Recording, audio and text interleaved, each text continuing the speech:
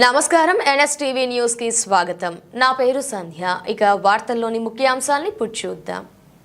బైన్సా బస్టాండ్లో భద్రతా లోపంపై ముధోల్ నియోజకవర్గ యువ నాయకుడు సాహెబ్ రావు ఆందోళన వ్యక్తం చేశారు. మధ్యాహ్నం ముగ్గురు ప్రయాణికుల మొబైల్ ఫోన్లు చోరీకి గురైన ఘటనపై స్పందిస్తూ పోలీస్ సిబ్బంది లేకపోవడంపై తప్పుపట్టారు. సీసీ కెమెరాలు లేకపోవడం వల్ల నేరాలు పెరిగే ప్రమాదమని హెచ్చరించారు. తక్షణమే సీసీ కెమెరాలు ఏర్పాటు చేసి అవుట్ పోస్ట్ సిబ్బందిని నియమించాలని పోలీస్ ఆర్టీసీ అధికారులను డిమాండ్ చేశారు.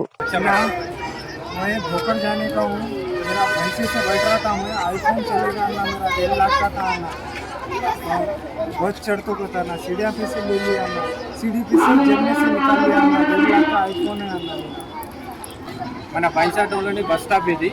బస్ స్టాప్ లో ఇప్పుడు దగ్గర 3 ఫోన్లు పోయినాయి. అది ఐఫోన్ అట. ఇంకొక అతను ఆధార్ కార్డు కోసం ఇంటికి వెళ్ళిండు. అయినది కూడా ఒక ఫోన్ వెళ్ళింది. కానీ ఇక్కడ నిర్లక్ష్యం ఏమంటే సీసీ ఫుటేజ్ ఇప్పుడు కూడా పని చేస్తారని పోలీస్ అధికారులు అంటున్నారు. నేను అంటున్నా ఏమంటే కేవలం 10-20 నిమిషాల లోపలనే ఇది దొంగతనం జరిగింది. ఇక్కడ అధికారులు లేకుండా ఎవరు లేకుండా నేను పోలీస్ స్టేషన్ ఫోన్ చేసిన తర్వాత అధికారులు వచ్చిన తర్వాత కూడా మేమేం చేయలేము, మీరు ఒకసారి కంప్లైంట్ ఇవ్వండి, ఇక్కడ సీసీ కెమెరా పని చేస్తలేము అంటున్నారు.